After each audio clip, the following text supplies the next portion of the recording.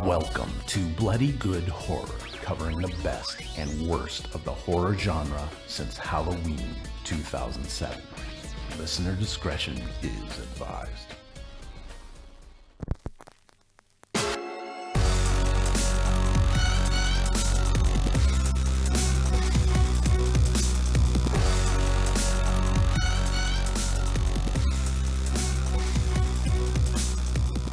Hello everybody and welcome to another exciting episode of Bloody Good Horror. My name's Eric. Joining me tonight, first up, a milestone is being reached tonight at Bloody Good Horror. I am officially passing the title of Editor-in-Chief off to one Mr. Mark.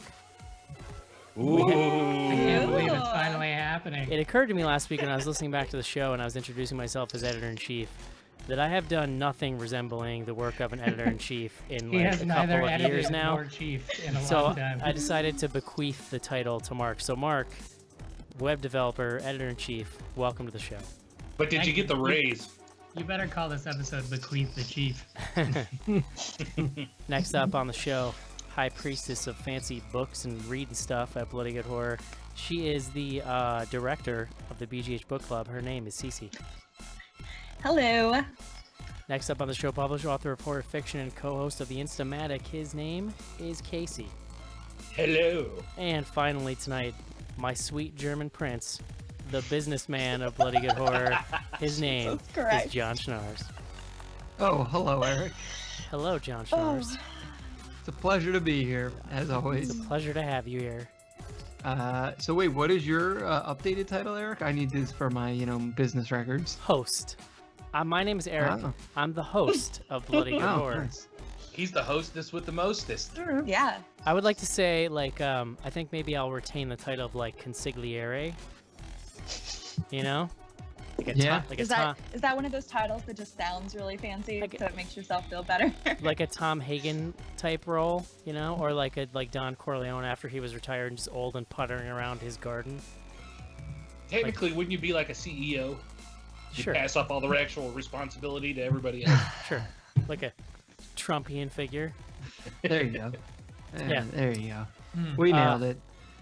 Supreme leader, Eric. We should probably ban the T word from this podcast. Yeah. It's just too much.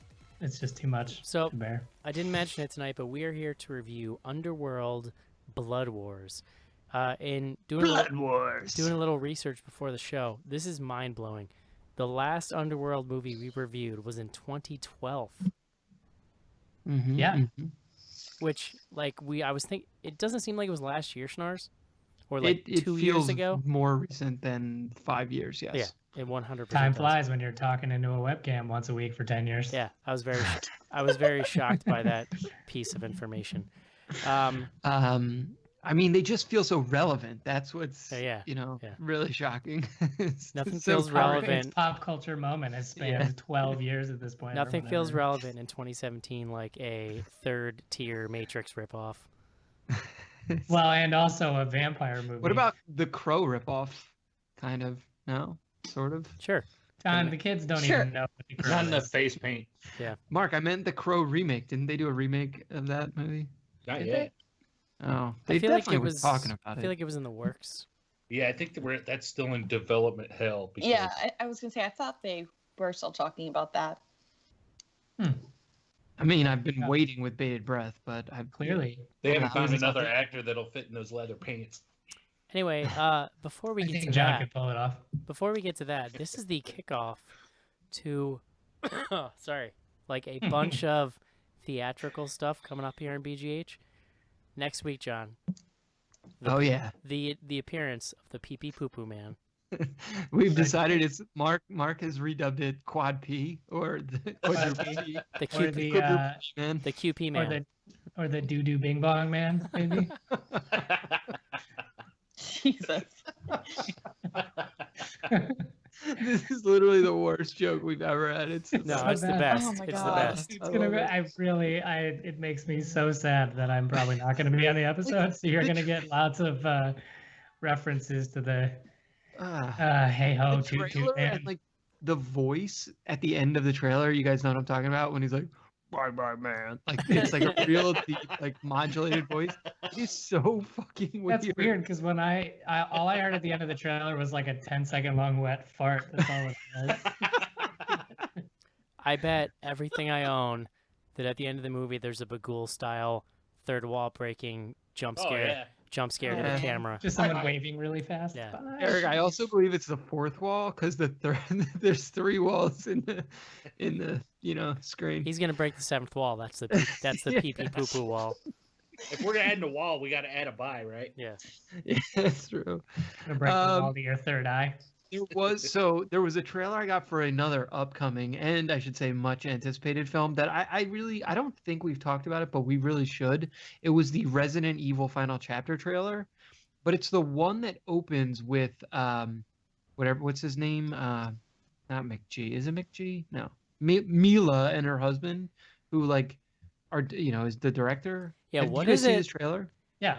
What is it with Mila Jovovich it's- opening movies with oddly earnest like? It's real, you guys. It's so strange though, because they literally are basically like, hey, we just are so thankful that anyone watched all these movies and that we've gotten to make this last one. Please, dear God, come see this movie. The Umbrella Corporation covered everything in gray shit, and also we restaged all of your favorite moments from these movies, and also here's a Guns N' Roses cover.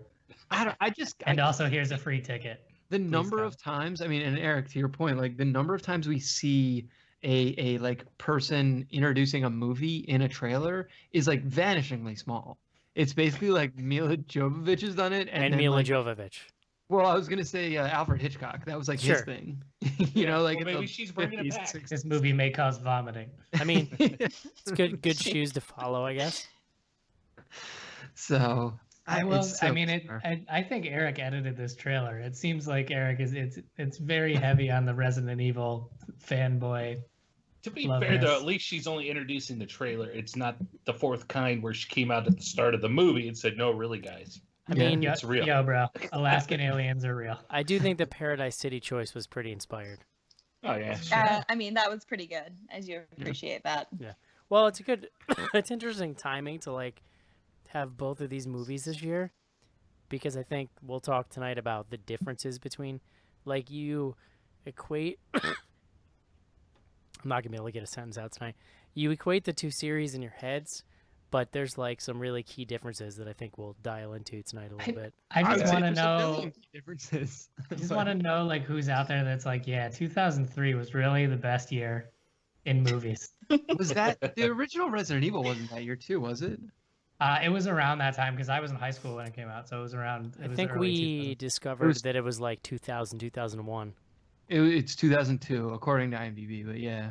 Wow, those first 4 years of the new millennium, man. Prime movie times. Do Queen of the Damned for the show. You guys down for that? Jesus. How did they get through both of these movies without any new metal? Is the real question. I was gonna say I want to do Queen of the Damned just so I can hear Joe sing all the new metal songs that are in that movie. I have never seen that. Who's in that? Yeah, it's Aaliyah. I was gonna say it's Aaliyah. Aaliyah. Your homegirl. Rest in power. Yeah. Kyle has a really big crush on Aaliyah, so yes, I know that she's in that movie. Hanging up in heaven with left eye. Does he know? You know. Oh, I was gonna say I'm not being gross here, but she's the one that died, right? Yes, she is. Oh Lord. I'm not being crass, honest. I don't remember how we got on this I conversation. know. I was just trying to joke my way around it without saying it out loud, and you just. Cece, do you want to talk about the book club briefly? Sure. I haven't gotten around to finishing my post yet, but the book club this year will have a full schedule, a month-by-month schedule, because trying to decide on a book at the beginning of the month while voting on it is just a little difficult. It's a lot. It's a lot. So in the next week, we'll have a full schedule for the next 12 months, as well as a 2017 reading challenge for BGH. And we will also have a full something read schedule coming up. So if you want to get in or pick what months you want to read, you'll be able to. I love the planning. I love stickers and free pizzas for the number of books read. Is that what the challenge is? Dude, do I get a button? So many. No, you get a free pizza. But I have to have the button to show my progress. Right, that's how you... Oh, we had to take like the whole page of something. I think, all right, 2017, we're going to start the BGH Book It, and we're going to send people free pizzas if they read all the book clubs. That's awesome. That would be amazing. I love that idea. I got a book. I can't imagine that Book It is copyrighted or trademarked or whatever would get us a legal. Well, I'm sure we can find it, something that's kind of similar. We can just call it Spook It. Yeah. Yeah. Oh, See, Mark, look at that. Look at that. I got Creative a book. juices Your are editor in flowing. chief. Heard it here first. I got a book for Christmas that was about like the folk tale or like the origins of Krampus, like going back to like pagan societies, like pre-Christmas. I have not read it yet, but it looks pretty interesting. I was gonna say, Eric, the person who bought that for you realizes it's the first book that you've received in like 20 years of adulthood. Whatever.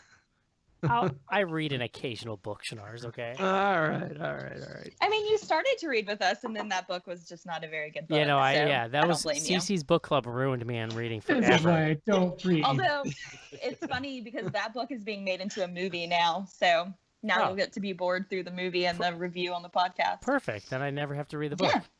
Yeah. It's awesome. I mean, we see a lot of boring movies that aren't based on books, so it's It's just true. against. Good point. I We're love experts. the Underworld books. All right, guys. I think it's time. I think it's time to Oh, boy. talk about Underworld Blood Wars. What are your qualifications? Well, I attended Juilliard. I'm a graduate of the Harvard Business School. I travel quite extensively. I lived through the Black Plague, and I had a pretty good time during that. I've seen The Exorcist about 167 times, and it keeps getting funnier every single time I see it. Not to mention the fact that you're talking to a dead guy. Now, what do you think? You think I'm qualified? Hello, this is Jeremy Gardner. I'm the writer, director, star of The Battery, and you're listening to Bloody Good Horror.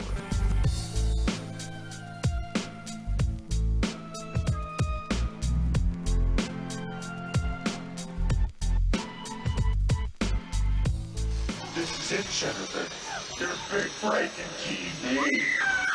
Up the front time, bitch. Main feature. And we're back. John Schnars, Eric. my sweet German prince. Yeah. You're creeping me and all the listeners out, unfortunately. I disagree. Every week, you bring us fancy words because you are a purveyor of fancy words. Mm-hmm. You just It's walk true. down the street on the way to work in the morning, and you're like, "You get a word, and you get a word." And you just give people words. I do sometimes. Sometimes I do that. Yeah.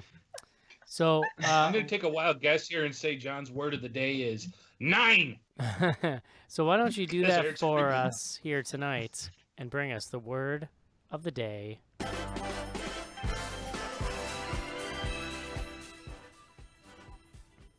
Today's word, Eric, is patrician. Oh.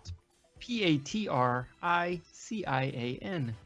An aristocrat or nobleman, or in the adjectival form, belonging to or characteristic of the aristocracy. And that, I mean, you could probably guess, it comes to us from the Latin pater, meaning father, but there is also a Latin word meaning, or Latin word patricius, which means having a noble father. And that kind of passes through French and then eventually into English and becomes patrician today. Basically, Charles Dance is a fancy-ass vampire. I mean, oh God, there is a whole class conversation to be had about this film. Yeah. I love me some Chucky Dance. Sure. Sweet brother Noonsy. If you need a patrician, you roll in Charles Dance. I'm really bummed that Where's Joe's. Chuck D at? I'm really bummed that Joe's not here to give us some sweet brother Noonsy action, but you know, it is what it is, I suppose. I mean, be the change you want to see. You can do it. John, I have Yes. been waiting since 2012 for you to describe the plot of another Underworld movie for me. So why don't you go ahead and just get right into that right now? I mean, I was actually going to beg off having to do this because it is... Well, here's the thing. we can basically we'll say, but the movie starts with like a 3-minute encapsulation, sort of like flashback of all of the previous Underworld films. So this is the 5th film in the series. You've got the first 2 films, then the 3rd one is a like sort of prequel to the first film. Then you have the 4th film starring Rona Mitra. Yes, remember her from Doomsday? Oh yeah, that's Kate Beckinsale, like who like works for a little. It was like a brief period when Kate Beckinsale was doing like real movies. And perhaps I should not hitch myself to this particular wagon. Poor Rona. Yeah, so then you have that one, and then they actually bring Kate Beckinsale back. I guess that period in her life kind of sadly waned, and she was back for the 4th, which was actually sort of the 3rd sequentially of the film. Well, I guess it was also the 4th if you don't count the prequel, or if you count the prequel rather. And then you have this film, which is the 5th film, and basically picks up exactly where the last film left off. I mean, the only thing I guess that's important to know in setting up the plot here is that at the end of the previous film, we kind of learned that Kate Beckinsale, who is Celine, has a daughter that she had with a guy who was a hybrid lichen and vampire. Sure. And so the then lead singer of Creed. That sounds right. What? But like, he's not really the lead singer of Creed. He just looks he like just looks like it. All right. So being a hybrid makes you. Movie wasn't shot in a Denny's I wish he parking were lot. Of Scott course, Stapp. it's not the lead singer. Being a hybrid makes you like super strong, basically. I mean, it's very unclear what being a hybrid does for you, like, because like there it are just makes like, you die to twice as much shit, I think. Well, there's basically like extreme disadvantages to being a lichen or a vampire rather, which we should get into, but especially when it comes to like being in battle against the other party. But in any event, so they have this daughter. She's like a 2nd generation hybrid, so she's like. They say like the most ridiculous duper strong. She's like a pure blood hybrid or something like that. It's like that doesn't make any sense because her mother's like a vampire. Whatever, it doesn't matter. Her blood can end the war. That's all you need to know. Yeah, exactly. Her blood is really strong. And so what has happened is now we have also like Celine. I don't remember this part. Like, is Celine a hybrid too? No. She's but like she's one of the also original, got like super She's strong the purest blood. of the purebloods. Yeah, she's like, an elder. Yeah, right. At one point it was her blood that was like super important, and, Right. and they kind of touch on that in this movie a little bit, I guess. Everybody's blood's important in their own way. All they are of your blood is vampires. special. So all right, so the like sort of inciting incident here is that you have Marius, who is the new leader of the Lycan. Right, and so Mark can't laugh because I'm not gonna get Marius. right, and so the I'm sorry. Lycans. Nothing gives me greater joy than you earnestly reading character names for this. But the Lycans are basically shown to be these like very instinctual, like disorganized, angry, violent things, whereas the vampires are like very tactical, intelligent, organized society. The Lycans are And animals, basically. I think and this lo and movie's behold- racist against werewolves. It is a little bit, dude, yes. The Lycan are definitely like it's a working class versus like upper class. Sure. It's a rich versus poor situation. It with the boils Lycan down to as- brown leather versus black leather. There you go. Very Hairy versus hairless. Yeah, so you've got Marius. He is organizing the Lycans. So he's like getting them like to stop fighting with each other. He's got them focused on He is. this, We should also point out he is the leader of House Tully. Yeah. Mm-hmm. He's Catelyn's brother, I guess. Yes. Didn't Yeah, know and that. so he well, there's a lot of Game of Thrones folks because when you need white, vaguely European people, like Well, there's a lot ridiculous of costumes. There's a you lot go of to Game British. Thrones. There's a lot of Britishy stuff going on here too. yeah. So you've got Marius. He's organizing the werewolves. He is also like desperately searching for Celine's daughter's blood. I think her name is. Fuck it. I'm not gonna try and find her name. Her name is the Bye Bye Man, I think. Exactly. The Boo Boo So, BB man. The whole thing is he's gonna get her blood because if he gets her blood, then he'll be invincible. It's unclear how or why, but that is like what the situation is. I mean, the whole series, right, is about the war between the Lycans and the vampires. Yes. Which, like, why are they fighting? It's like that. Yeah, like what do they need the blood for? I don't understand. That was like 3 movies ago. They should just team up and murder all the humans. That would be an obvious. Which, next based step, on this film, it's unclear if humans even exist because I'm not sure I saw a human. The entire last movie was all about how humans had discovered their existence and now they were in danger. And in this movie, I don't think I saw a single human in the entire thing. Right? Yeah, there are no humans in this that I know of. So, in any event, we have except for the poor humans that went and saw it. Sure. Yes. Yeah. So the plan that Marius has to get to the daughter is he's just going to capture Celine. The vampires are like, hey, we're about to get like served up by this Marius guy because he's got them all organized, and we are sort of like dwindling, I guess, even though they don't die. Well, no, they're And like, he's a giant fucking werewolf with a man face. if you recall in the last movie, I feel like a lot was made of like dwindling vampire numbers, and then there was like a whole like brood that was wiped out. So I feel like that was at least I believe it's called a coven. Whatever. Maybe they should start breeding outside of their kind. We can talk about that. Actually, Schnars, Or just like biting more people to turn them into vampires. Like, what's the Schnars. But problem? Mark, Yeah, when they I start don't- breeding outside their kind, that's when you get a Rob Zombie movie. Right. Schnars, it's coven, okay? There's So Oven sounds so like oven. That's Yeah, not it. so basically, you have this like main coven in. It's like Coven. none of this stuff takes place in like actual. It's like generic geo- city. Yeah. Yeah. It's like definitely like Eastern Europe somewhere, but it's like unclear where. Maybe. I don't know. Well, and they do talk about how then they go to Pennsylvania. the. Why they is go to the everybody British? Northern If Coven? it's in Eastern Europe, why is everybody British? Well, yeah, it's a great question. Well, this was before Thank you. They Brexit. also have people of other nationalities, which you would not know having like seen this film, and skin tones that I should say. Yeah, so they're like, we got to get our hands on Celine, or we have to invite her back because they had put out like basically a hit on her, and we have to get her back because she's the only one who can train the death dealers, which is their Soldiers. yeah, the soldiers to fight against the werewolves. Fighting For vampires. I'm going to make a point here for the listeners. John, though, by that the would way- listen to this plot synopsis. John's only like 20 minutes into the movie. Oh yeah. By the way, John, I mean, you're all interrupting a fair bit. to be John, the clear. synopsis music ended like 10 minutes ago. All right. So just to like tie everything together, at least for the beginning, you have inside the coven, you have a power struggle between Charles Dance, this guy Cassius, who's like I guess the eldest vampire now.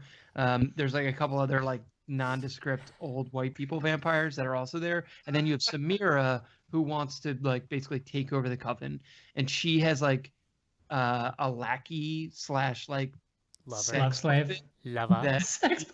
that she uses, and he's like one of the death dealers, and Boy so then toy. she's also like scheming, and she actually wants to get Celine back to kill her for punishment, like because she did things before, I think.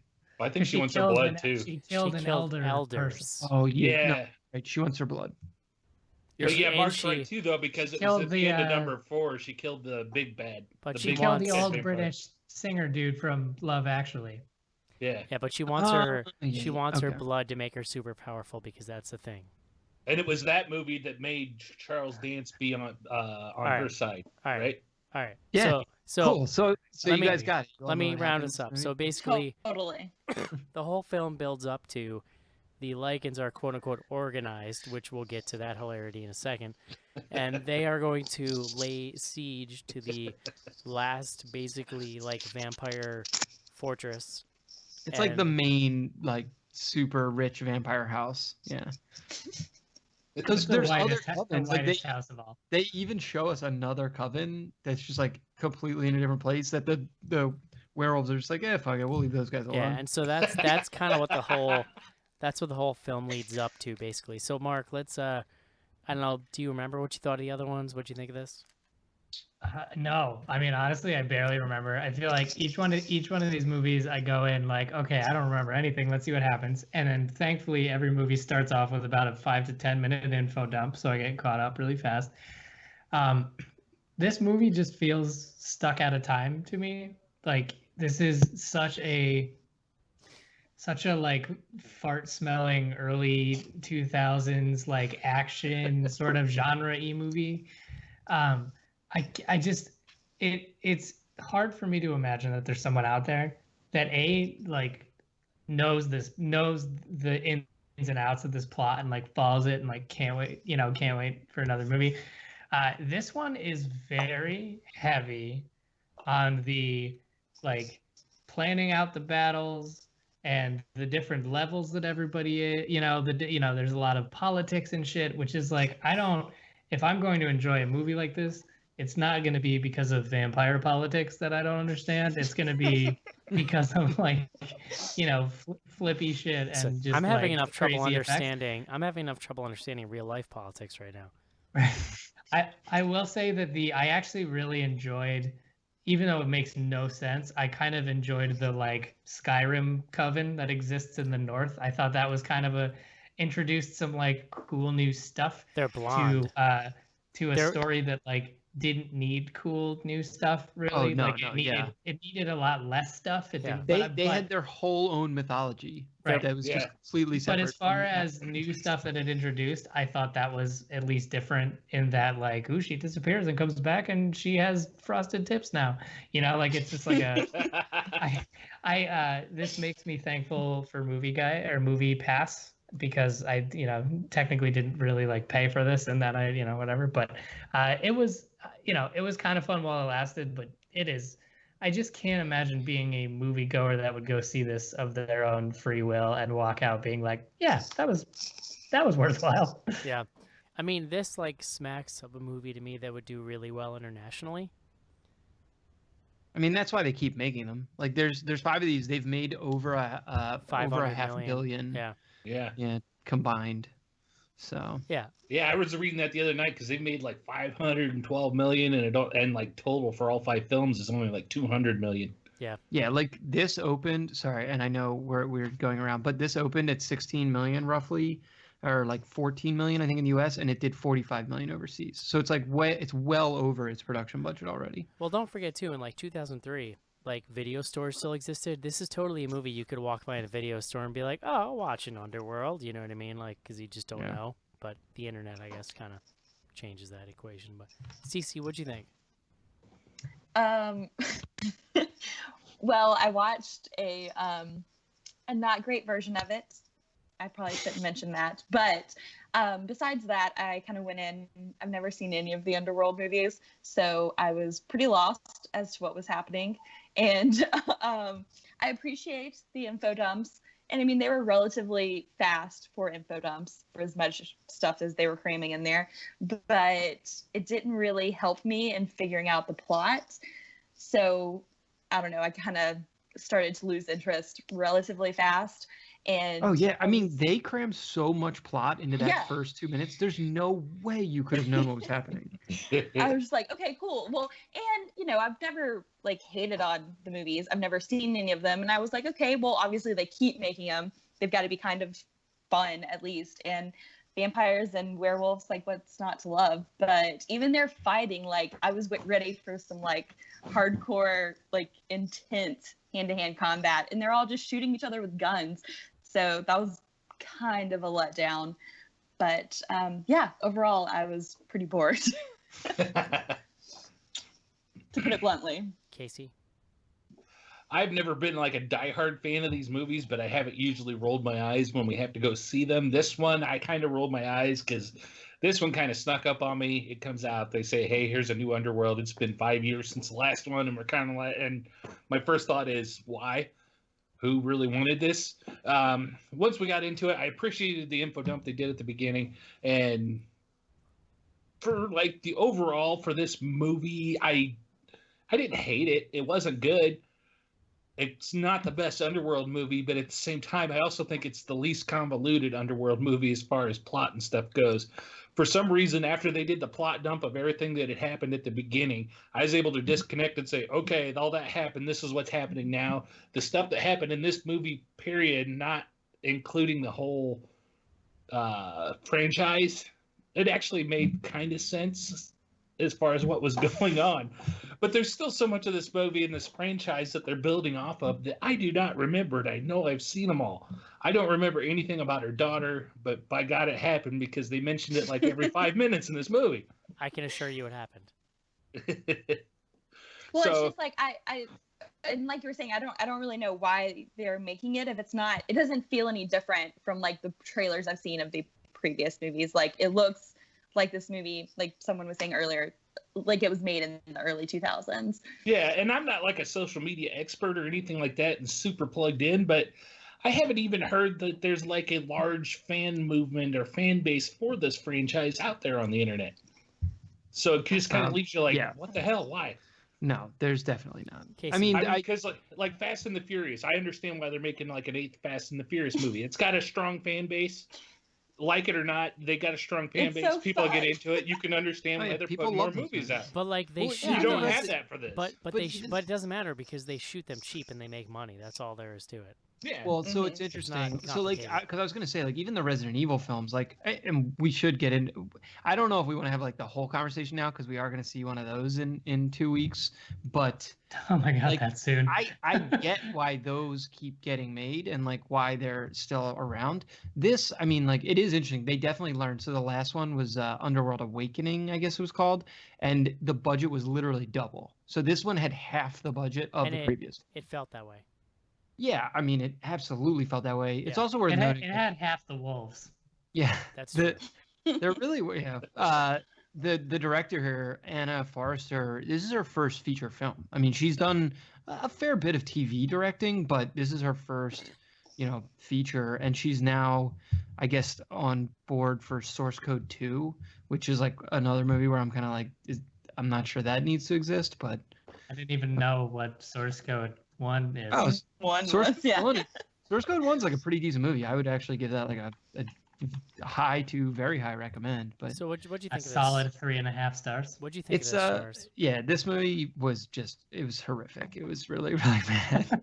I mean, like, I think, as a couple folks mentioned it, like, the thing that would make this watchable and fun is like sort of the action sequences, kind of like the crazy vampire on werewolf hand-to-hand fisticuffs like that. There's very little of that.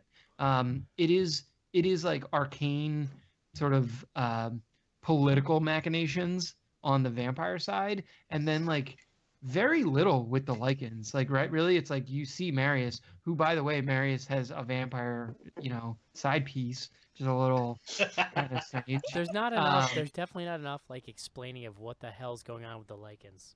No, there's no explaining of what's going on with anyone, right? Like, well, I mean, the way that the entire story is structured too is that there's so much. Like, we already sort of mentioned that this is like the whitest movie I think that we've ever watched for the podcast. There's all of these like very whiny, like, it doesn't matter that they're white, but they're just whiny vampire aristocrats that spend this whole movie like bitching about the power structure, and then we're supposed to believe that the werewolves are the bad guys. I'm like, no, I actually was like rooting for the werewolves to just like kill all these people. Just be done with I it. actually don't know that we're supposed to root for. I mean, I think we're supposed to root for Celine. Sure. Like, but, not the whole vampire structure. But if that's the case, then why is most of the movie based around people other than her? It's just like, I mean, that's a fair question for sure. Yeah. There is so much talking in this movie. Like, the script was probably longer in pages than this was in minutes. Like, there's just. Well, I mean, it's like a soap opera. Yes. It's funny, like, because I was thinking about it right before we got on the show. Like, I've never read nor seen any of the Twilight films, but like, isn't the basic plot of those that there's there's werewolves and vampires and they like fight with each other and super babies? Yeah, pretty much. To be fair, and then to be fair, this existed first. So it's Well, yeah. we all know the woman who wrote Twilight isn't the most creative either. So we jumped in on this series like in 2012.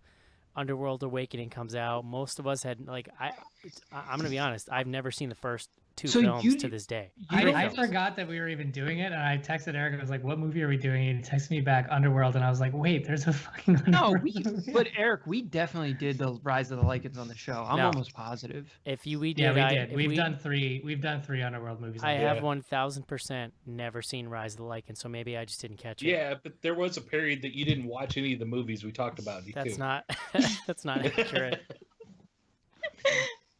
But yeah. But the point being, like, what Rise of the Lycans did that was smart is it kind of broke from everything else, and I'm sure there was an info dump at the beginning, but really the story was like Selene wakes up and it's the future, and humans now know about it's like modern day, and humans know about Lycans and vampires, and like the story jumped off from there, so it was pretty easy to get into, and there was like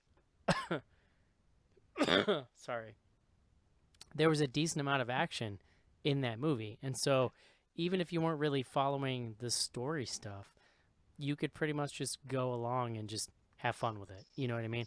And I think that movie in a lot of ways was the kind of it dovetailed in a lot of ways with me just enjoying bad Resident Evil sequels, because it was fun in the same way.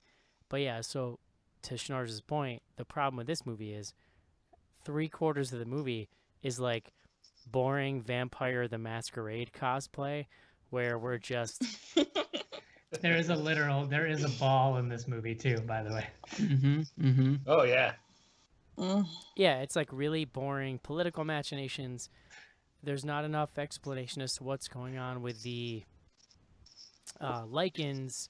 You know, there's not enough action, and on top of it, like, instead of like what Mark said, this movie should have a really simple plot, and instead it's like unbelievable layers of bullshit just layered up through the whole movie, and it never ends until the end. And even when there is action, like, there's one cool scene in this whole movie where Selene fights the big Lycan baddie on like ice, on like a lake covered in ice, and there's with a man face. werewolf with the man face. Right. Which makes the no man sense. wolf. And like they're sliding on the ice, and it's amazing. But that's it. That's like my one. I mean, amazing is strong praise for that. Yeah, that's pretty strong, Eric. No, I mean, it was cool, but it was amazing. It was the one moment where Eric was like, "That was sweet." But then in the context of this movie, it was amazing. Yeah. Wait, when did you start referring to yourself in the third person? Just now. It was so amazing. He When now Eric has to was refer like, to himself. Eric is pleased. Eric finds this most satisfactory. Yeah. I mean, But I'm sure at overall, some point I just think like the action was actually like really badly choreographed. If you look at that final battle, this whole movie should have been a build up to what that final battle could have been, and the ways that the vampires were preparing for this kind of onslaught of their final kind of castle, and instead like they just layer all this betrayal and nonsense, and then the final fight sucks. Like, can we talk? I actually just want to. Can we get to the point where we just talk about the most ridiculous parts of the movie? I'll offer one. Before we get there, John, can you hold that thought? I just want to I'm live fact checking here. So we have a review for Rise of the Lycans on the website, but we did not do an episode. We did do an episode on Underworld Awakening, and it was episode 194. So if you're a patron and you want to hear us say probably the exact same things, because if I remember anything about Underworld Awakening, we probably have the same complaints about it. Oh, I can't even imagine. Go back to episode 194. I literally cannot remember that movie. No, I really liked it. I can't remember, and I'm sure we talked about this that previous episode, because I probably had more time to do research back then. My kids weren't alive, but I don't understand where these movies actually came from. And again, like, that's the thing that's almost most surprising about their continued existence, is like there's no original or originating IP here, right? Like, this is if I remember correctly, this was essentially created by, and we were talking about this pre-show, Kate Beckinsale's then husband. I think his name was Len Wiseman. Glenn, yeah. So, and he directed at the first and the second one. He's basically listed as a writer on all of them. Um, and so, he created it almost as a vehicle for her back in 03. He stuck with it as a producer. He's listed as a producer on this one, although they are now divorced. So that's got to be an interesting sort of like red carpet situation.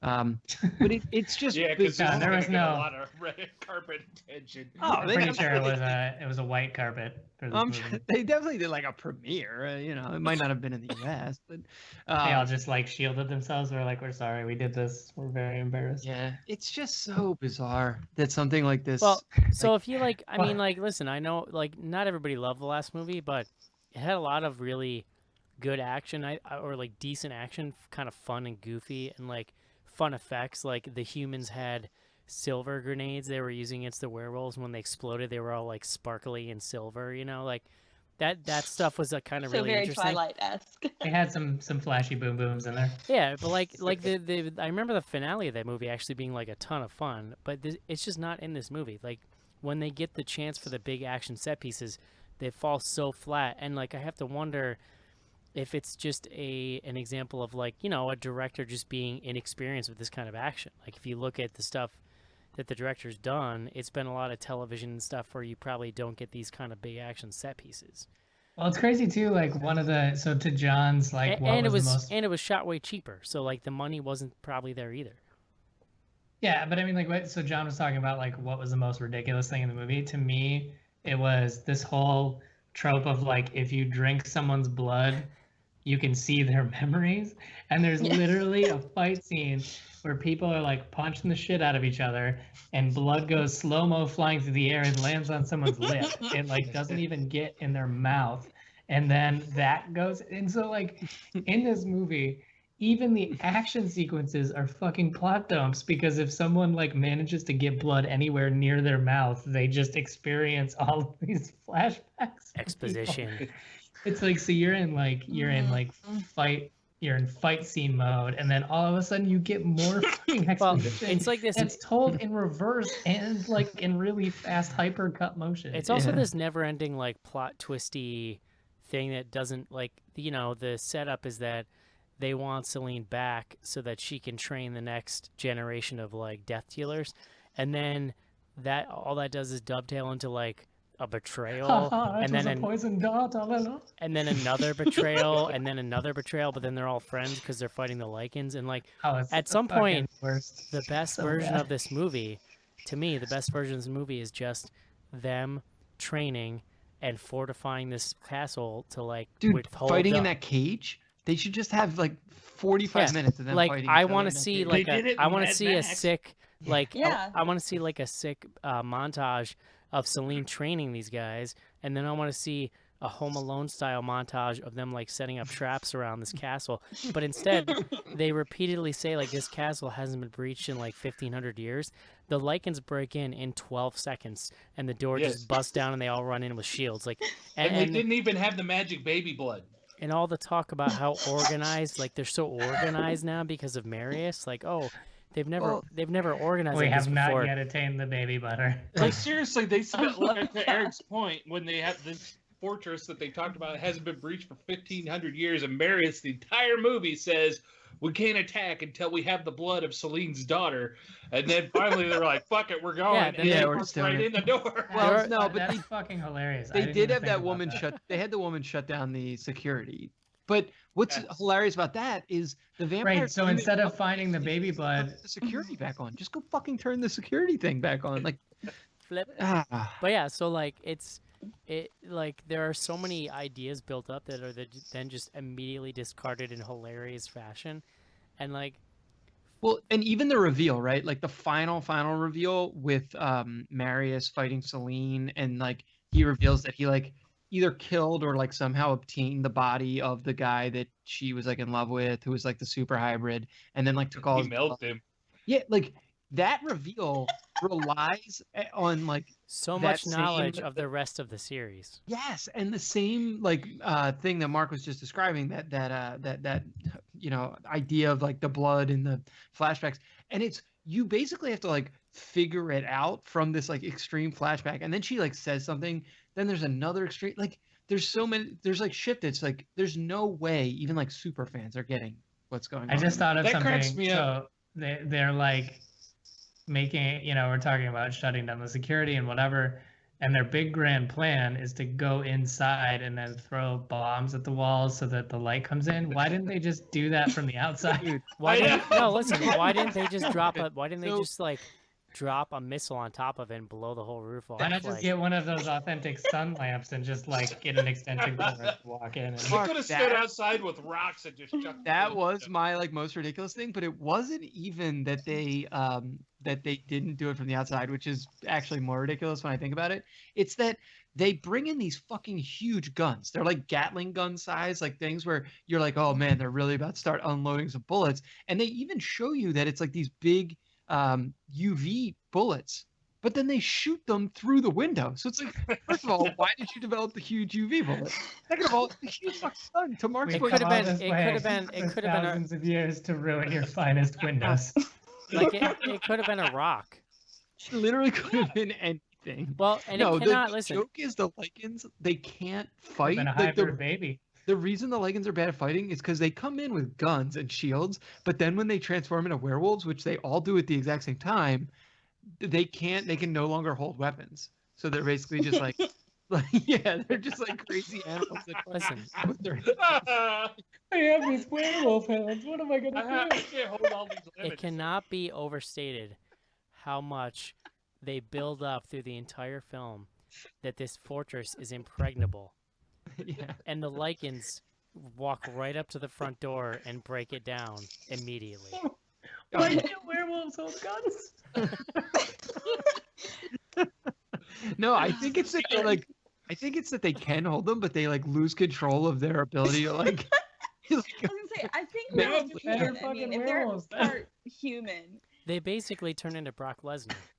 She said Yeah, at I the mean, I'm beginning sure Brock that when Lesnar they can turn hold a into gun. wolves, they can't hold on to a gun. She pretty much said exactly that. Oh my god, this movie There was is a so moment where he fucking was like, startlingly Their stupid. weakness is when they turn into Lycans. They can't hold weapons. She literally says that yeah, when she's because Steelers. So look, if you Google werewolf hands, they have thumbs. They can hold guns. Take my human hand, it's stronger.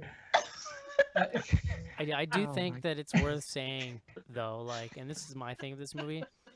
It is so like hilariously earnest and serious that there, to me, is like serious camp. That's what I value. mean. Like There's there is serious camp there's value to be had in this movie.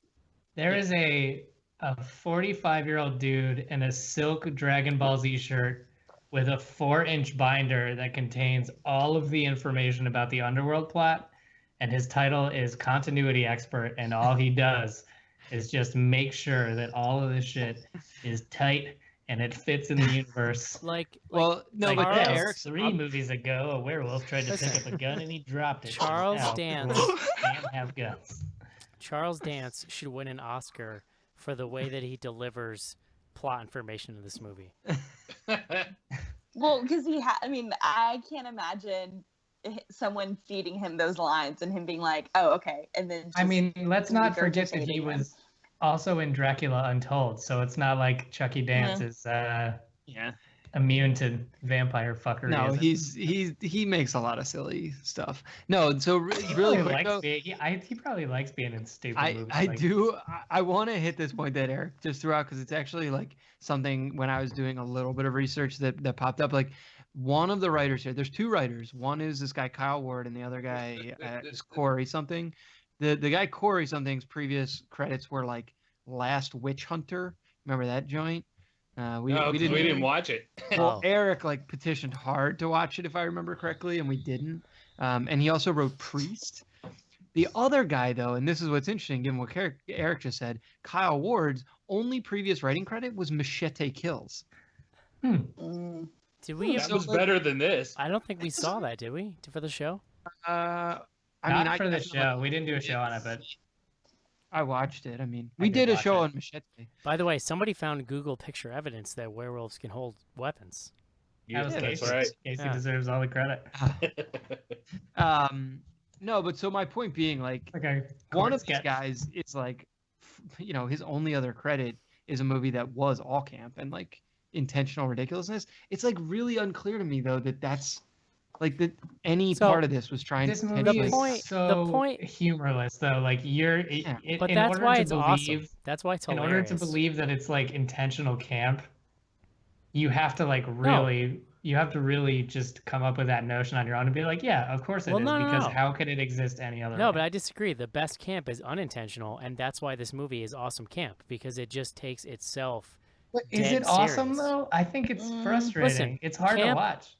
Camp was originally born out of like finding a silver lining of awful movies, right? Like that's I don't know that why- that's the Yeah, the but exact like origin, but we'll allow it. But original camp also existed in a time where movies weren't like $15 to go see. Wait a second. Do you mean to tell me you didn't find this movie hilarious?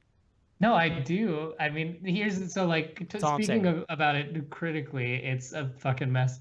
There were parts of this I did laugh out loud at a couple unintentional parts, but like if you look at this movie's an hour and a half long. I would say I enjoyed about 15 minutes of the hour and a half in total. So it's like, yes, Yeah. I did get some yucks out of it, but like at the end, I was like, God. Did what a- anyone else what a piece of wonder? shit. Did anyone else wonder like where Celine got a full science lab to hang out in? No, because No, they established not vampire really. safe houses earlier. In I was Yeah. gonna say, I franchise. mean, I just assume vampires have whatever they want wherever. All It's over. interesting because from the trailers, like I thought this movie was set in a future when all humans were dead, but like that's not clear from watching the movie. Like I think that humans No, are around. they're I just, like, think not you around. Don't see them. The thing Yeah. that cracked me up the most in this movie, and it goes back to Eric's favorite scene of the ice fight. And there's a part where Celine is fighting Marius on the ice, and she stops and she looks at him and she says, "What are you?" And he's standing there all wolfed out. And other than him having a human face, myself sitting here as a viewer going, "What the hell is she talking about? He looks like a fucking werewolf." What are Well, you? but No, that's no, but it's that's like- the moment where she realizes that he has some kind of superhuman wolfy strength. Yeah. Also, they made a huge deal out of this like amazing sword, and it didn't do anything different than any of the other swords. At no point is it even used. Yeah. I mean, Well, like I guess he like fights a couple people. I with it, mean, but certainly he that's doesn't, the like, thing about Well, this I movie. thought before the ice fight, they start high on the cliff, and a sword goes flying like down into the ice, and they go fight over it. I thought that was the crazy sword, but then it was not the crazy sword. Like, why are the peaceful vampires blonde? Dude, all of the vampires are white. Like And- there's And why do they wear white stuff instead of black leather like the other vampires? Because they're different. Because they're from Skyrim. You can't wear the same They're- colors. You can't distinguish the gangs, dude. those were the only ones where it was like very clear where they were like physically supposed to be located, which was like in, you know, the Nordic region, right? Yeah. Like In North Sylvania. Yeah, you but know it's what? also weird, like what, like how do they get blood, right? Like don't they need blood to drink? Like where is the blood coming from? Because they live in the middle of goddamn nowhere. They're literally like hiking over glaciers to get there. Polar It bears. was like blood bank. Yeah, that was Polar another. bears. it's Well, really yeah, I mean, hilarious. we could pick at this all day. It's really but the be- hilarious Like how fast they get there. one of the best plot holes Well, in this that's movie. part of just being like a vampire. What? She says as she sips blood. One of the best plot holes in this movie is they're like, we're gonna retreat to the north. They'll never get us here, and they literally show up and just fucking kill everybody, and nothing happens. They're like, oh well, I guess we were wrong. They didn't show up and just kill everybody. Oh, it's fucking So, this The movie's- funniest But- thing too about the North was because they had the whole segment where they showed them wrapping up the bodies in the icy linen and stuff and talking about the other side. It was goddamn apparent what was going to happen. Yeah. Especially when you see Celine die, it's like, yeah, she's coming back. I mean, that's Well- fine, right? It's fine to telegraph that, but there's just so much other shit going on in this movie. It's just So, but here's like the comparison we're talking about unacceptable, earlier. really. The comparison we're talking about earlier with Resident Evil is like you can legit go into almost any Resident Evil sequel and not have to know anything. Like you could have seen every movie, and they're so nonsensical you won't know what's happening. So like it doesn't matter if you're just joining in. At well, movie and 4, they don't bother to and they don't try care. and catch you up all that much. They don't care. Yeah. They're like, oh, all these people are dead, but now their clones are fighting, so whatever, deal with it. And so in that way, like, I can almost understand how that series has been more successful. And I think that it feels like that series has had more money put into it. Maybe I'm wrong, but this movie feels really. I mean, it kind of from somebody who hasn't seen any of either of those movies, it seems like more money has been put into them. This movie feels really cheap. This one, I mean, it was pretty cheap. Like, in a way, 35 million. In a way that the last one we reviewed didn't. Like, that movie felt budget, but not on this level. Yeah. And watch it after we've been talking about this, I could really see this movie, especially like in comparison to Resident Evil. I could see the Underworld franchise working better in a TV series setup. Because if you could stretch out all the convoluted bullshit they're doing with the politics and stuff like that, it would feel more like Game of Thrones, which is kind of what you feel like they're trying to cram into an hour and a half. And you stretch it out over a season, and it's not going to be as convoluted, and it can be convoluted and not be as overpowering. Casey, I am like so glad you said that, because I actually had that same thought when I was walking out of the theater. To your point, like, all of the twists and turns, that's like an episode, each one, right? And like, we've kind of like gotten kind of so accustomed to that in TV. When you see it all crammed into an hour and a half, you're like, what in the fuck is even going on? And each of the movies could be a season. I mean, like, there's literally enough plot. Right, they could have a whole season in Skyrim Town. They could have a whole season in like the werewolf compound. And really, in today's day and age, with something like with Game of Thrones going on, it would have a niche that it would fit. Put on like Showtime or something. Yeah. Or Netflix or Cinemax. I mean, anything. Like, all these stations have shows now. Like, it's worth, and they could. The joke is, for the same budget, they could have made 11 episodes of a TV show easily. Yeah. We should mention too. There's a really ill-advised action sequence with Charles Dance where he's in a sword fight and he attempts to give another character what I will generously describe as a Hulk Hogan big boot, but it really just looks like he almost like pulls his groin and falls on his face. Like, I'm pretty sure they just tied a string around his foot and like lifted it up. He basically just whiffs at air with his kick, and it's like the sad, like, he's an old dude. Like, don't cast Charles Dance in a fucking action scene. Yeah, but he's a vampire, so he's got to be, nimble. He did not impress me with his vampire jumping, kicking skills. I will say that if I saw, so I think this is important to say that if I saw this movie with someone else, I probably would have enjoyed it more. Yeah, totally. Like, when you can like make fun of it in real time, but like trying to just wrap your head around it and sitting by yourself around like very loud moviegoers was just a very frustrating. Well, I mean, to be clear, I saw this movie by myself Saturday night. It was fairly empty in the theater. I went in with like 2 beers in my system and took 2 beers in my pocket. Still only had an okay time. I certainly empathize with a filmmaker who's given a series like this that's action oriented and like then given half the money and like, here you go, make an interesting movie. Like, well, that's gotta be half the money and, like I said, a 4-inch binder of story bullshit. Like, this all has to make it in, all of it. Don't forget the werewolves cannot hold if weapons. You forget anything, just have blood land in someone's mouth and then show a bunch more of it. There are so many ridiculous flashback dream sequences. And they don't make any fucking sense. They're like so fast and they're like blurry and there's like a bunch of effects on them and they're like happening in reverse and there's random sound effects. It's just I love that the flashbacks always happen to be the memories that they see when they drink other vampire's blood. The memory's always exactly what they needed to know at that moment. It wasn't some like fat vampire sitting picking his nose. I'd love to watch a movie. I'd love to watch a movie where the vampires go around and just kill really boring people and have the world's worst flashbacks. Like, oh, well, that was not very exciting. So they set it up for a sequel. Should we do movie guide? Like at the end, but we should at the end of the movie. Like, it's totally set up for a sequel. Yeah, I mean, they'll keep making these if they're making money. And they're making them like every 4 years. So this will end up being more profitable than the previous film, probably. I guess I just assumed this was the last one since it's the last Resident Evil, and then I was like, they called this. The joke is they called this one Blood Wars. Like, it really has like no. There's no like context to where we are in the series, right? It's not like the final something or like. Rise of something or even Awakening is like, final countdown. Guys, if they keep releasing these movies at the same rate that they have in the past, the next Underworld movie we review will be in 2020. But can you imagine? Jesus Christ. Can you imagine how fun one of these movies would be if they actually put money into it? It could be really Yeah, fun. it would probably be really fun. Yeah. I hesitate to say. I'm not convinced anything you can above like throw mildly entertaining. enough money at one of these to make it fun. That's because you're dead inside, Schnars. That's Mark just made me awesome. feel old.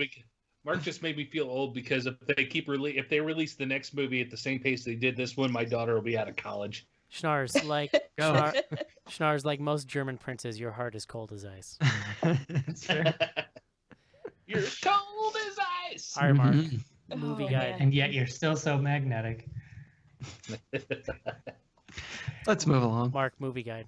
Oh my God, Movie Guide is our favorite website that reviews mainstream movies for their objectionable content and tells us whether our very sensitive Christian-leaning brains can handle such debauchery. So, Underworld, Blood Stuff, features a very strong, sometimes mixed pagan worldview with supporting romantic occult elements that honor the idea of immortality on Earth through the lens of mythical vampires as the heroes, plus some moral, redemptive, allegorical elements such as talk of a chosen one's blood restoring life to other vampires, and although not biblical, the heroes rely on the legacy and commitment of their families to restore proper order to their world against the werewolves.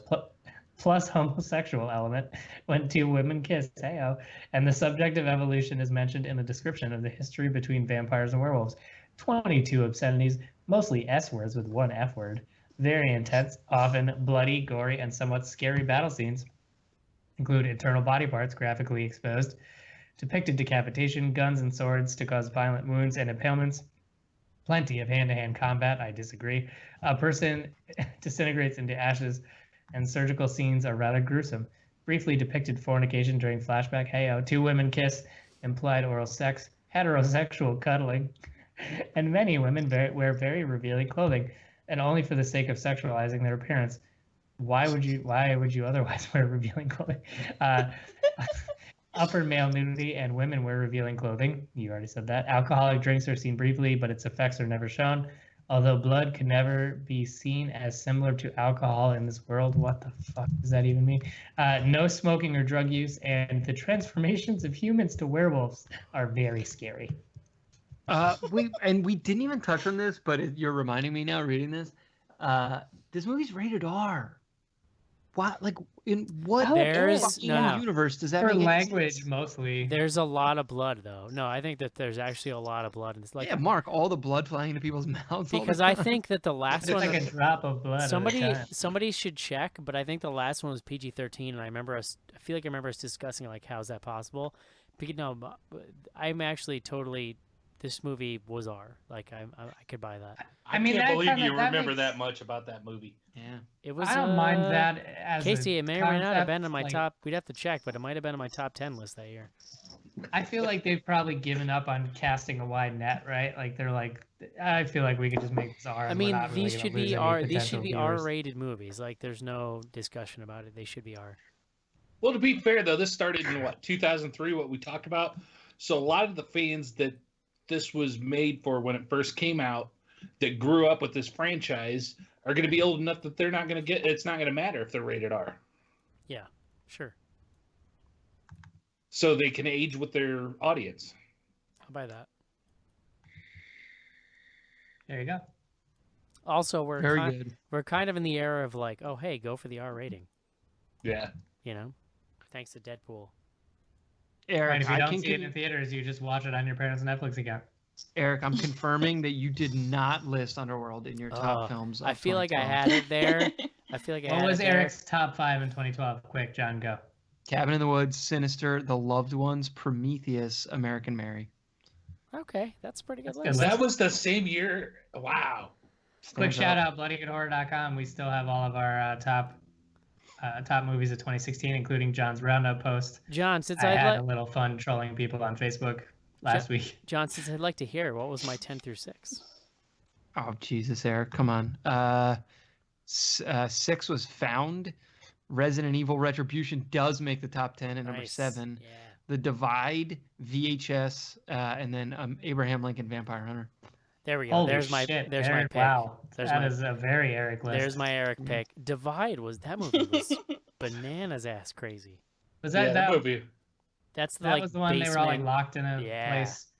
Rapey. Yeah, that movie was grimy. Yeah, that God, movie's I've crazy. seen so many fucking movies for the show. It's startling. I didn't see it. I've been meaning to watch that at some point. It was good, if I remember. We should do a I don't know show if where it we made my just top 10, but- we just all go through our old top 10 lists and be like, oh my god, I forgot about that movie. That'll be really fun for people to listen to. Remember that movie? Yeah. All right, guys, that's gonna do it for Underworld Blood Wars. Let's take a quick break so that we can do. No one recommends it. Yeah, no, I think that's honestly even I don't, and that's a surprise. So, Yeah. let's fan mail. Ask anyone who was brave enough to see Friday the 13th on Friday the 13th, and they will tell you they were terrified over and over and over and over. The 12th, the 13th, Friday the 13th. We dare you to see this film all over London and in the West End. Your Fright Day will be the day you're brave enough to see Friday the 13th. Certificate X. Hey, this is Brian O'Halloran. You might know me from such films as Clerks, Clerks 2, Brutal Massacre. You're listening to BloodyGoodHorror.com. Send your emails to info@bloodygoodhorror.com or hit us up on Twitter @BGHorror with the hashtag AskBGH. And don't forget to pick up back episodes of the show at podcast.bloodygoodhorror.com.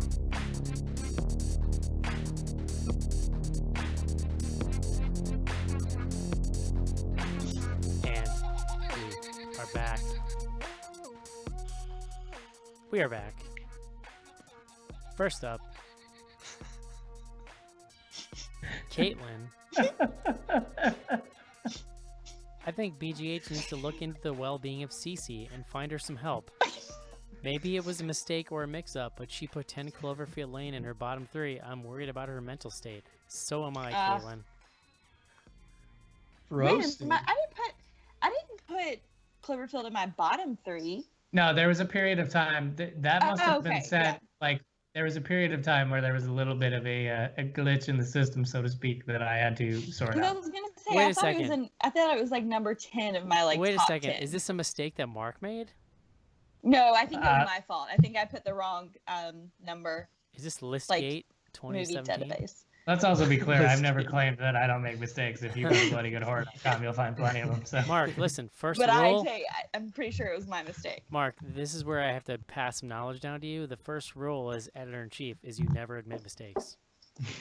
Yeah, but I'm not gonna throw Cece under the bus. No, that's how it works. I appreciate it. Thank you. That's how you. That's actually exactly how you do it. Yeah. So. No, we're all good. I appreciate it. Thank also, you, Mark.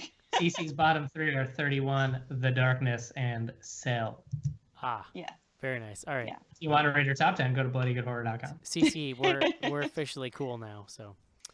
Okay, good. Caitlin wrote in a second time with a bonus BGH Classics, ABCs of Death 2 episode. Joe says to John, "It's definitely not called a hoagie, you cousin fucker." Discussing salt and pepper on subs like civilized adults. Joe. It's true. It's not a hoagie. Whenever he's not here, I have a great time. A hoagie's not a by real the way, thing. he'll never listen to this. Congratulations to Joe, who ran the craziest fucking thing I've ever seen. The dopiest, in fact. You want to talk about it? He missed. Did they cancel one of the races? I think he ran I thought they canceled one of them, but he did run the 5K, 10K, and a marathon, which is insane. Oh, maybe they canceled the half. I did not. I think they canceled the half due to weather. Like but within still, 4 that's days. still- Within 4 He was days. ready to run it, Mark. He was going. Right. No, I mean, Like, listen, within he ran a marathon each successfully. successive days, and then don't forget a week later he was hammered on the podcast, or a week earlier Well, before that. He ran a marathon successfully and live streamed some of it, singing really loud to a bunch of people who were probably like dying around him. Like, what is this? Oh, I love. He even posted better an in true, Instagram. I was Go going to ahead. say true Joe fashion, because the marathon ended in the park, and so he was able to buy beer before he crossed the finish line. But I was gonna add, he found he posted on Instagram like, life accomplishment achieved, and it was a picture of him with, I guess, one of these dudes who runs one of the Disney World podcasts. Yeah. Because I like had to click on it to be like, who the fuck is this guy? I find that to be the creepiest thing on earth. But anyway. That's pretty awesome, man. One more email from Caitlin. Last one. The Good Neighbor on Netflix is super cool. It's the kind of haunting movie Eric would enjoy in which nothing is haunted. Really, really good and could be watched easy with normies. I've not heard of that. I've seen it. I was wondering if I should check it out. So now I will. I'm sorry I let you down, Caitlin, that you thought Cloverfield Lane was in my bottom 3. It's okay. I promise I'm okay. Good catch, though. It's been fixed, okay? Next It up, has. It has Hunter. been fixed. Hunter says, BGH has been the only must-listen podcast for me over the past several years. To thank your motley crew, joke and start singing now, for pleasuring my ear holes, I wrote BGH into my upcoming book, We Are Always Watching. That's the name of it, We Are Always Watching. Not to worry, Eric, I made sure I mentioned the show in the first chapter, so there's no heavy reading for you to be done before you get to it. On another note... That's my new favorite email. Like, we get to be in a book. That's pretty good. They call out Eric by putting it he said he would send a link when it's done so we can check it out. But he says in another note, what one-off horror flick would you want to see expanded into a series? Keep drinking and bringing the horror. Slither. I think seeing Let the Right One In as a series would be really interesting to see, the progression of the partners that the vampires are with. Yeah, I like that. I mean, any movie that's good gets a sequel. It kind of turns into was that movie Only Lovers Left Alive? Oh, that's true, I guess, and that was Excuse me, Mark. It's Only Lovers Left Alive. Only Lovers Left Alive. I mean, yeah, you could pick. There's actually a ton of movies that you could do an It Follows sequel. I feel like Chud. You could get away with that. That would be cool. Chud. It continues to follow. Yeah, it follows again. It's still following. It's still following. Chud. Wordplay. Yeah, I don't know. I'd have to think of that one. It's a good question.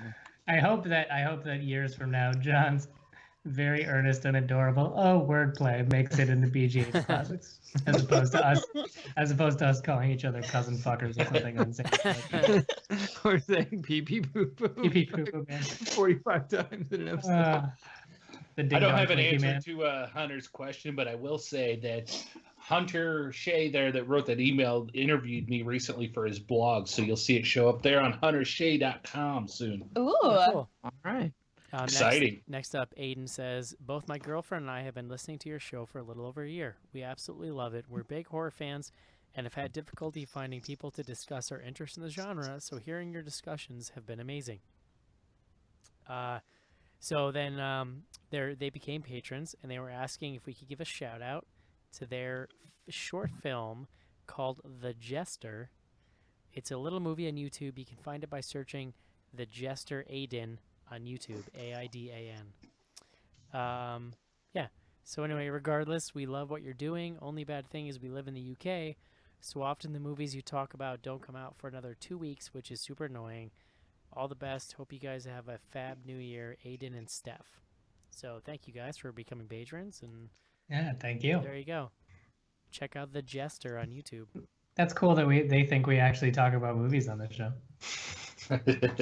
Yeah, and hey, kick us the interesting British movies that we're not, covering, because there's got to be a million of them. Sure. So, do that. Is the British bye bye man good day man? Hello lady. The toodaloo man. What's happening? No, it's a lady. What is happening? The opposite is a lady, Mark. In Hawaii, is it the aloha man? Oh my god. That's it. We for have some email. tweets to read or something. info@bloodygoodhorror.com. Let's bang through tweets because I'm tired. Hong Kong ding dong man. All right, so we've got two hashtags that we follow on Twitter. One of them, we just have one that is BGH Classics, And so if you're listening to the back, if you're a patron, patreon.com/bloodygoodhorror, you're listening to a back episode, you hear something funny you think should be brought to our attention, the attention of others, tweet it with the hashtag BGH Classics and let us know what episode it is so other people can find it. This one is from episode 344, Jurassic World. How can his arms hold it up? Casey, after Eric said he bought the hardcover Game of Thrones book. That's funny because he's got little arms. I love it. That's funny. Okay, so the next one, Ask BGH, is the hashtag we use if you want to ask us a question that we will read live on the show. Ask BGH. This first one is from Ellen Murch. Ever since John mentioned the Pooh keepsake tapes, I've been trying to find the movie but can't. What am I doing wrong? Isn't it on YouTube? You need to search the illicit corners of the internet, my friend. I feel like it got released eventually. Dark didn't web. It? Dark web. Yo, bro, just dark web that shit. Take a walk on the dark web. Yeah, the entire thing is on YouTube. Just go watch it. Yeah, I'll send them a link. I got it. Literally, is it really? Literally, if you Google the Yeah, Poughkeepsie tapes, it's the third link. It's not that hard to find. It's strange to me to think that ended up on our radar. Like it turned out to be such a weird. Here's the thing about the Poughkeepsie tapes, right? Like it was created at a time when studios were like, it was like still Around Paranormal Activity time. Well, they were still, I think, leery about stuff that scary and kind of offensive, but like because it was pre sort of being able to put a movie out on Netflix, or I don't know, like it just got buried by the studio because they didn't know what to do with it. Whereas now you would just throw it out on video and it wouldn't be an issue. But I think it got buried for so long it just kind of missed its time. Yeah, it was a Dowdle brother film. I had forgotten that. two dudes who've gone on to do like a bunch of successful movies. Two doubts. All right. I don't know about successful. Strong. It's done some movies. Whatever. More successful than a movie that didn't get released. Yeah. Oh, yeah, that's fair. All right, next one is from Brett Stroll. Have any of you gotten to see the new Korean movie, The Wailing? I thought it was one of the better movies of 2016. That was on a couple. I think what did it come in? It was an honorable mention on the top 10. It did make a couple of our year-end lists. I have not seen it because I was running through a list of movies I didn't see, and someone said it was like 3 hours long, so I could not sneak it in. I could either do 2 movies that I thought might make my top 10, or I could watch a 3-hour movie. Yeah, I read the synopsis and it sounds pretty awesome, so I'm definitely interested. But it is, as Mark mentioned, quite long. Time's at a premium. Blah, blah, blah. This one is from Mi Corazon, Mi Amor. Sing it, Joe. Cantan mi nombre. Sing my name. Will the BG Horror Crew be attending Horror Hound this year? I will likely not be, but I think I probably will. And I know Sophie is. Yeah, Sophie's definitely in. I might try to make it. We'll see. I got a bunch of weddings that time of year. My sister's getting married. I got my wife's family member. So, family members. Family weddings. It's like we're hitting like all the cousins and like siblings now getting married. So it's like it's not even like with a friend where you can be like, we can just not be friends anymore. You actually have to go to these. I'm kidding. All right, next one also from Mi Corazon Mi Amor. If I mail Matt's cards to Schnars, will he forward them to Joe for me? Yes. No. I'm going to say I will burn them. Yes. All right, next one, Danny JPEG. I got bored at home when I was off work and made a little thing for you guys that isn't all that bad. And it's a little bloody good horror graphic deal, pentagrammy situation. That's not a question, but thank you for sending that thing on. Next one.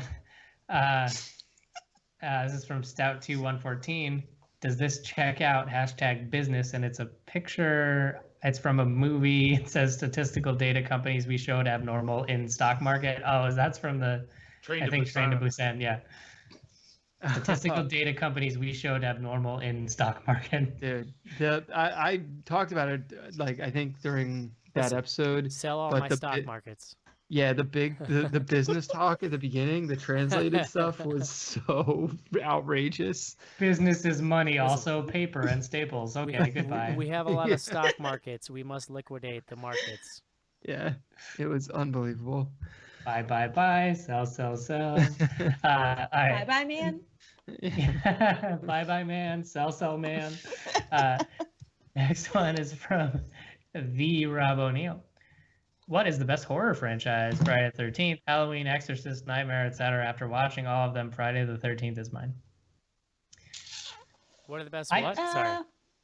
Best horror franchise. Halloween. Well, I mean, if you're talking about prolificness, Friday the 13th.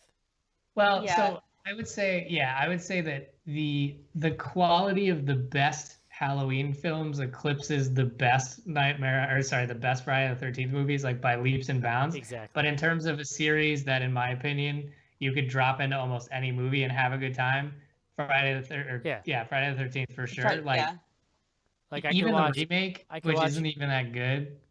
But Yeah, you could drop into any of those movies and have fun, which isn't necessarily the case with the Halloweens, although they're kind of a close second. But I don't know. I mean, contemporarily speaking, I really enjoy all of the Saw movies, even though they get exponentially more outrageous and stupid as Susie, they go on. like those are the types of statements that make me question your like. You know what's funny though? Mental health, I guess. I am oddly intrigued. Like the interesting thing about Saw, right, is like the first Saw came out in 2004, and we reviewed them up until the very end. I would actually be interested to revisit some of them now, because like without having a critical eye, like it's one of the only franchises that we have seen. I don't know what the first one we reviewed for the show. It must have been 3 or 4. I think it was 4. Yeah. I want to say 4. I mean, they're not awesome. I mean, but they're fun. Like they're really shitty, but they're so shitty that you're like, okay, this is ridiculous. What's the main actor's name? Who's like the detective? Tobin Bell. No. The Danny Glover. Detective. No, who's got like a weird he's like Greek name, I think. Yeah, I'm gonna have to look it up. Wahlberg. Yakov Smirnoff. The cop. Atsiki. Kostas Mandalar. That's who I'm thinking of. Tzatziki. Although I really like the Hostel movies too, so maybe I just have really shitty taste. I don't know. Yeah, I don't know. Cece, you might have to get off the show now. We might have to boot Fuck you all of you. Oh man. Oh, this is. Oh, he's Australian. How about that? Ooh, this one's topical. This one's from our very own. He's Greek. Our very own Chris H, aka Huddleston1138. Do you think the next Resident Evil will feature a golden shower rain fight? #Petus. Oh, Lord Jesus. We're not even going to touch that one. Good. Good on you, though. If it's in slow motion, I could get into it. What? Oh, my Lord. Huh? Okay. Oh. Eric, don't even try to qualify that. We're just going to move on. Next one, Stout2114. Does Eric have to take time to get into character to review these Underworld and Resident Evil movies? No, I mean, like, I'm being honest. I didn't enjoy this that much, but I go into these movies thinking like, all right, this is my day, guys. I'm not above some dumb fun, man. He puts on a choker made of metal balls and some Jinko jeans, and he's good to go. Like a tight leather tank top. Yep, it's mesh. I was gonna say you have to go mesh. Yeah, I gotta go mesh. Oh wow, I don't want to see that. He has on colored anyone. contacts. Anyways, Oh, anywho, next one, Spokey Man Dan. Who is this? I saved it a while back because it looks exactly like my friend, and it's a picture, like a very blurry picture of a bearded rando in a Count Chocula costume. I thought he was gonna Bates roll you. I don't know if he's asking who is this character, or who is the person wearing the outfit. I thought maybe So he was many asking, questions. who is this person he's tweeting at? Who are you? Why are you on my tweeters? This is a very confusing tweet. Oh, Lord. All right, last one is from Ziegenbart. Who had the better intro music dance moves, Mark or Eric? Come on. Oh, me, obviously. No fucking way. It's not even a Never ever. contest. Never Eric. Mine is truer. Mark's just acting. I'm really feeling the music. He lets the music flow through him. Yeah, mine's genuine. Just keep telling yourself that. When the beat drops. Yeah. All right. Good. Gloria Stefan. Good time. New York's hottest club is the Pee Pee Poo Poo Man. Please for the secrets. Don't say his name. Oh my God, guys, I am so sad I missed that show. We could push it off a week for you if you want. Now we got Split coming the week after that.